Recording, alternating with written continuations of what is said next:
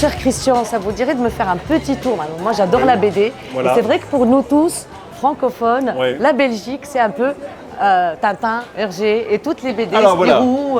Oui. Donc, vous voyez, vous avez typiquement le petit chapeau de Spirou. de Spirou. Oui. Et donc, Spirou promeut les droits humains. Et nous avons donc célébré le 70e anniversaire, le 70e anniversaire en français de France, 70 comme on dit chez nous en Belgique, 70e anniversaire de la Déclaration universelle des droits de l'homme. Voilà. Et donc, une exposition a été faite à partir de différentes planches de bande dessinée. Et chaque planche a été réalisée par un auteur de bande dessinée qui illustre un article de la Déclaration universelle. Et donc vous avez une planche qui illustre le propos. Voilà, avec le chasseur.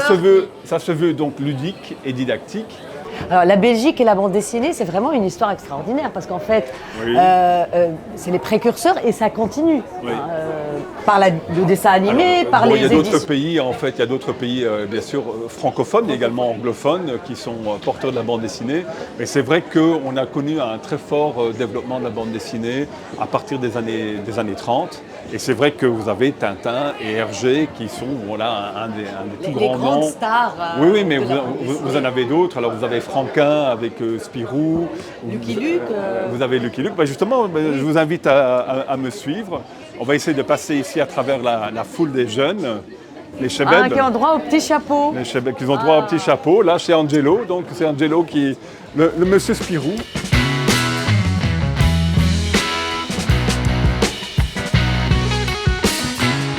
Et alors, vous avez le chat qui dit « Je suis assez partisan de l'établissement d'une déclaration universelle des droits de l'homme. L'article 1 nous inciterait à respecter celle des droits de l'homme. » Voilà, donc ça deviendrait obligatoire en quelque sorte. Et ça, c'est le meilleur moyen de garantir les droits humains à travers la planète. Mais on sait que c'est un peu plus compliqué que ça. Angelo est très pris, il est très concentré, hein, mais bon, c'est un professionnel de Spirou. Hein. Vous voyez donc par exemple là derrière, nous avons monté un programme qui voulait allumer les projecteurs sur ce qui fait bouger la Tunisie. Et donc nous avons réuni une programmation d'une trentaine d'événements, non seulement culturels et artistiques, mais également scientifiques, et économiques, sociétaux. Et là, nous avons donc soutenu une exposition et des rencontres autour des présences tunisiennes en Belgique. Et donc, il faut savoir qu'il y a aussi une importante communauté tunisienne qui est installée en Belgique depuis une cinquantaine d'années. Et donc, aujourd'hui, nous avons à peu près 30 000 Tunisiens qui sont installés en Belgique. Voilà. Et donc, ça fait une communauté, une richesse. Donc, ça participe à la richesse de la Belgique, d'une part, et surtout à Bruxelles et à Liège, et également dans une partie du Hainaut occidental, et également en Flandre. Et donc, cette présence tunisienne est importante, et c'est aussi des porteurs de ponts et de relations entre la Tunisie, et la Belgique et la Fédération Wallonie-Bruxelles en particulier, et notamment à travers la langue. Hein. Donc, c'est ça la richesse de la francophonie, c'est qu'on se retrouve, malgré les différences culturelles, avec quelque chose d'essentiel qui est la langue française. Regardez le savoir-faire d'Angelo là. Voilà.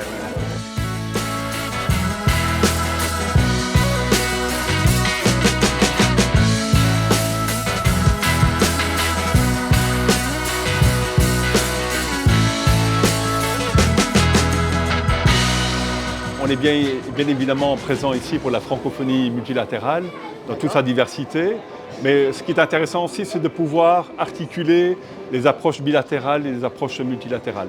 Donc c'est travailler sur les interactions, c'est travailler sur l'intelligence collective, ce qui fait la coopération bilatérale, ce qui fait la coopération multilatérale, et les deux ensemble aussi. Je sais que vous êtes très occupé, mais je vais quand même vous demander de m'accompagner à Djerbaoud. Ça sera votre petite escapade pendant le sommet.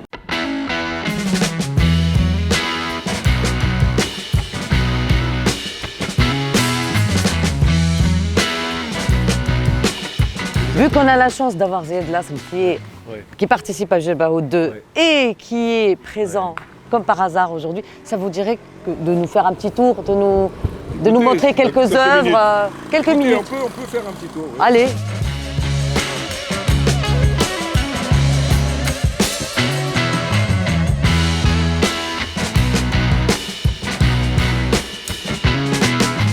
Là, donc c'est un Syrien qu'on va voir, c'est un artiste syrien.